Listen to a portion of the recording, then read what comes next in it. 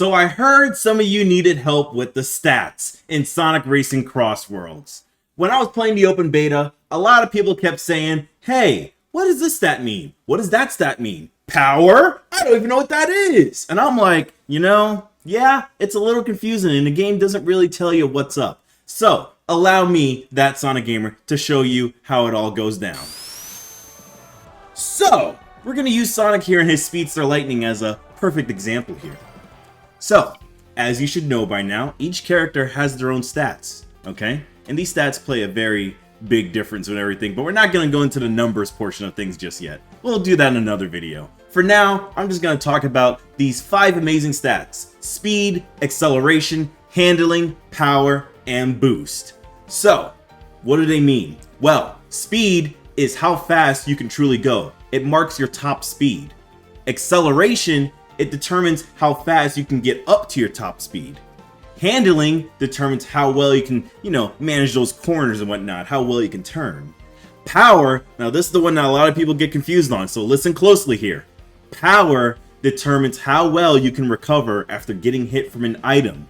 So if you have a very high power stat, you won't be as stuck in one place for so long after getting hit with like a boxing glove attack.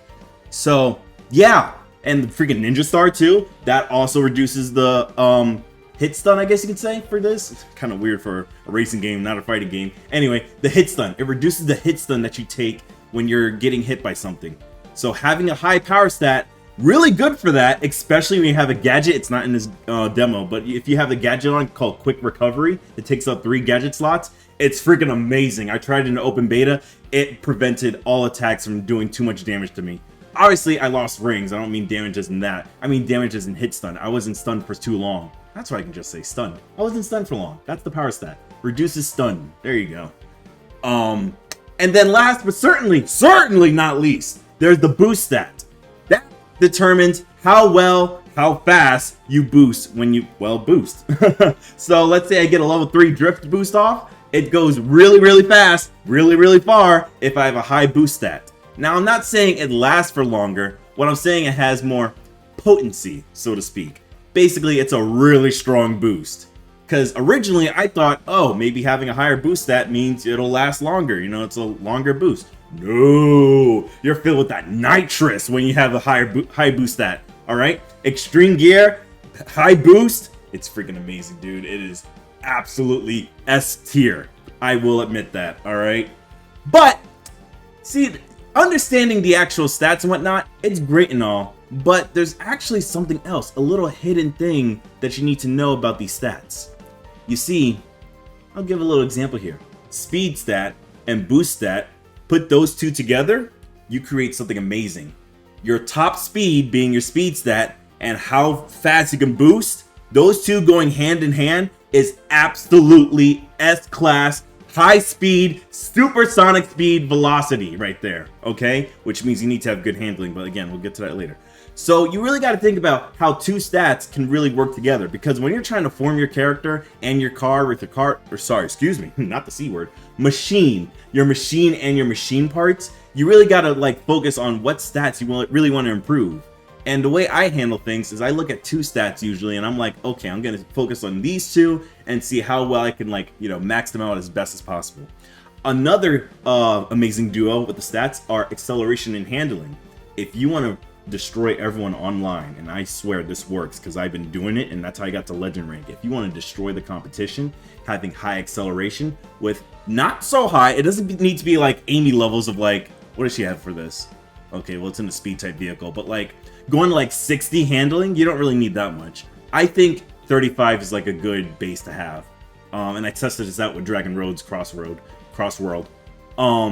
Acceleration and handling works perfectly fine when you're trying to take corners really fast. So let's say you're taking a corner in Dragon Road, right? For those who played the beta. If you take the inside of that corner with high acceleration and high handling, you're going to destroy everyone else on that corner. That is how you catch up. Because when you're trying to drift around a corner using your handling, you're going to speed down, all right? Not speed up, you're going to speed down a lot. Because when you're drifting, you're technically braking, all right? And I don't know if you know how to drive, but braking means you go slower.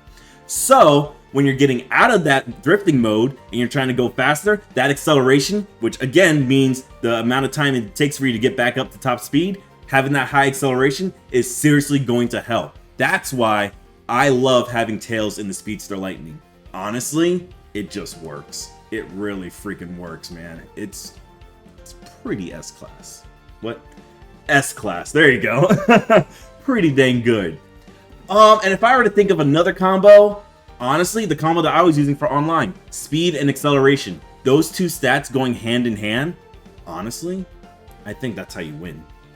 Like, obviously, pay attention to your handling. That's for sure. Again, that base of 35.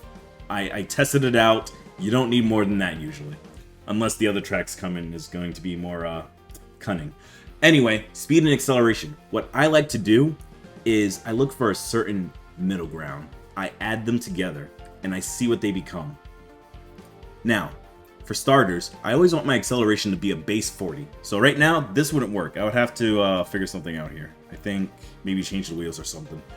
But I always go for a base speed of 40 when it comes to acceleration, because you need that minimum to really get a step up on your opponents. You need to have some type of like base stat to build upon, because you don't want to be lacking in something, especially acceleration. Like when the race first starts, acceleration right there, it's actually boost and acceleration. Not actually, well, actually no. Would it be speed as well? I mean, yeah. I mean, they all play a hand in this, except power and handling. But like when the race starts, speed, acceleration, and boost, that all plays a key factor.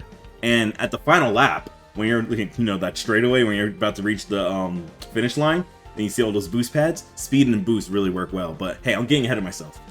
Speed and acceleration. I always look for like a base number.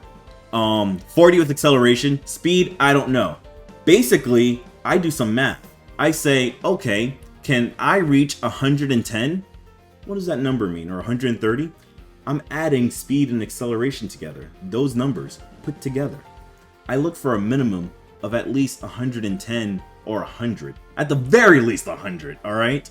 If you can get that, you got a fast car, alright? After that, you just gotta worry about your handling. Make sure you can get those turns right. I actually don't care about boost and power personally. Those are two stats I usually don't even look at, alright? But hey, that's how I do things. How do you do things? I explain the stats, I explain how I perceive them, what I do for my carts, my machines, and all that. So what do you do? In the beta, if you did play, or actually the demo, you've all played the demo by now, what do you go for when it comes to machine parts and your stats? What do you try to... I got something in my eye, god damn it. What do you try to combine? Because I'm very curious to know, and maybe I'll, steal a tip or two, Hey, I told you my secrets, tell me your secrets. Anyway, I'll catch you all next time. See you on the track. Have an S-rank day and stay blue, everybody.